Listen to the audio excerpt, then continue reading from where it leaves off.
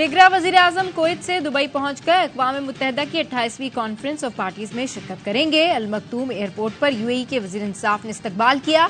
UAE में पाकिस्तानी सफीर फैसल नियाज तरमिजी, पाकिस्तानी सिफारती अमला भी मौजूद था। नवाज शरीफ की सजा का लदम इस्लामाबाद हाई कोर्ट ने एवन फील्ड रेफरेंस में बरी कर दिया। मामलात अल्लाह पर छोड़े थे, उसी ने सुर्खरू किया।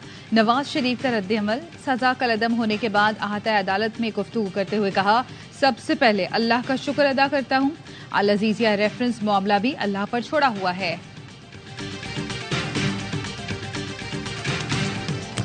और इंतखाबात में ताखीर की खबरें बेबुनियाद और गुमराहकुन है। इलेक्शन कमीशन ने अफवाहों की तरदीद कर दी। तर्जुमान इलेक्शन कमीशन का कहना है, ऐसी झूठी खबरें फैलाने वालों के खिलाफ पैमरा से रुजू का फैसला कर लिया है। इमरान खान साहब ने नाम बताया, वो हैं बैरिस्टर गौहर साहब। इंट्रा पार्टी इलेक्शंस हफ्ते के दिन कराने जा रहे हैं। इलेक्शन कमीशन ऑफ पाकिस्तान ये कोशिश कर रहा है, बल्ला है, वो पीटीआई को ना दिया जाए इस इलेक्शन के लिए, और ये कहा कि आप 20 दिन के अंदर अंदर इलेक्शन कराएं।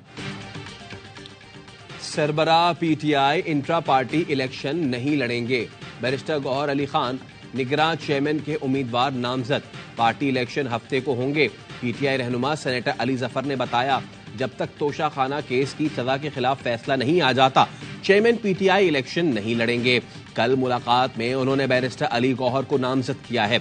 ये -1 या बगावत नहीं, यह आर्जी बंदोबस्त है, इसलिए हम किसी सियासी शख्सियत को शामिल नहीं कर रहे। हम इंट्रा पार्टी इंतखाबात कराएंगे और इलेक्शन कमीशन का फैसला भी चैलेंज करेंगे। बैरिस्टर गौहर उम्मीदवार नामजद होने पर जज्बाती हो गए। कहा, सरबराह पीटीआई चेयरमैन थे, हैं और ताहयात रहेंगे। मैं उनकी वापसी तक जानशीन की हैसियत से काम करूंगा।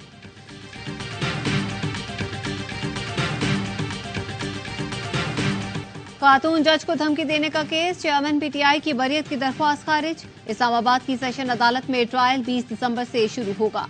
तोशा खाना और अलकादे ट्रस्ट केस की अडयाला जेल में समाअत। चेयरमैन पीटीआई की दरख्वास्त जमानत पर समाअत 6 दिसंबर तक मुलतवी। अदालत ने अलकादे ट्रस्ट केस में बुशरा बीबी की अबूरी जमानत में 6 दिसंबर तक तौसीह कर दी।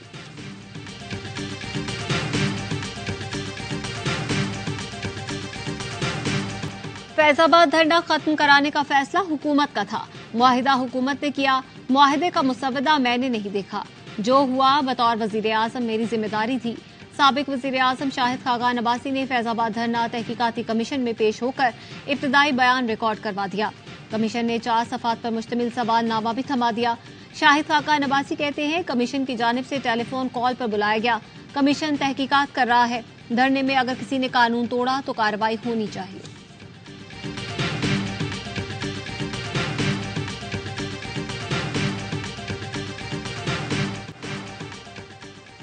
बलोच तलबा बाजियाब ना हुए तो वजीर आजम को घर जाना पड़ेगा।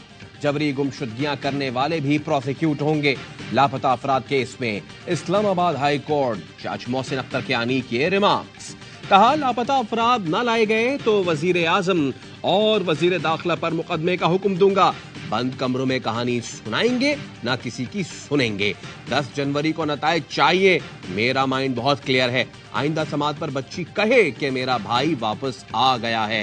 निगरां वजीर दाखिला ने कहा, एक शख्स के लापता होने की भी वजाहत नहीं दी जा सकती, जिम्मेदारी पूरी करेंगे। अटॉर्नी जनरल ने बताया, 22 बलोच तलबा को बाजियाब करा लिया, 28 गुमशुदा हैं। अदालत का दरखास्त गुजार को लापता अफराद की तफसीलात फोकल पर्सन को फराहम करने का हुक्म। गजा में आर्ज़ी जंगबंदी का छठा और आखिरी रोज। आज 10 इसराइली यरगमालियों के बदले 30 फलस्तीनी रिहा किए जाएंगे। कतर का कहना है, जंगबंदी में मजीद तौसीह के लिए कोशिश कर रहे हैं। अरब मीडिया के मुताबिक हमास जंगबंदी में मजीद 4 रोज की तौसीह के लिए तैयार है। हमास ने 40 मुल्कों को आगाह कर दिया। फलस्तीन की सूरत हाल पर सलामती कौंसिल का इजलास आज होगा।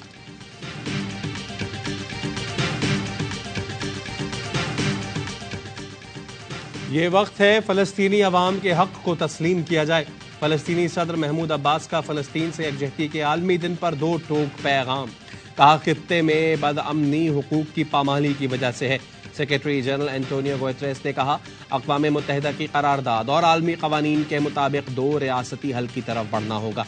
तुर्क सदर रजब तैयब एर्दोआन ने अक़वाम मुत्तहिदा के सेक्रेटरी जनरल से कहा, इसराइल को जंगी जराइम के लिए जवाबदेह बनाया जाए।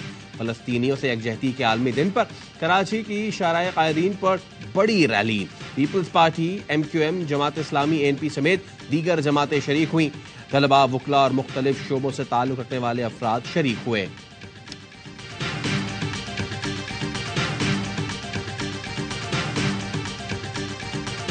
अपनी जो बेस्ट एबिलिटी है उससे टीम के लिए और अपने लिए रिजल्ट में शाहीन और बाबर, जवान, सैफी भाई हो गए, इन सब ने प्रेशर सिचुएशंस में पाकिस्तान के लिए परफॉर्मेंसेस भी दी हुई हैं, कैप्टनसी भी की हुई है। टीम में कोई एक लीडर नहीं है। हमारी कोशिश होगी कि जो भी प्लेयर खेले वो अपनी तरफ से लीडर हो, कंट्रीब्यूट करे और सिलेक्टर, टीम मैनेजमेंट, कैप्टन, हम तीनों एक पेज पर थे। दौरा ऑस्ट्रेलिया हमारे लिए चैलेंज होगा। टीम के इंतखाब में कप्तान, सिलेक्टर्स और मैनेजमेंट एक पेज पर है। पाकिस्तानी टेस्ट टीम के कप्तान शान मसूद कहते हैं बाबर बेहतरीन खिलाड़ी हैं, उनकी पोजीशन तब्दील नहीं होगी। कौमी टीम में सबके लिए दरवाजे खुले हैं। जो खिलाड़ी डोमेस्टिक में परफॉर्म करेगा वो जरूर टीम में आएगा।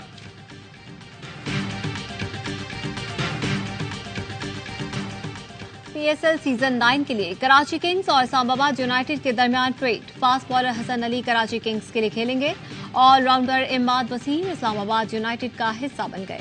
प्लेयर्स ड्राफ्टिंग में कराची किंग्स सिल्वर कैटेगरी में इस्लामाबाद यूनाइटेड की जगह पहली बारी लेगा।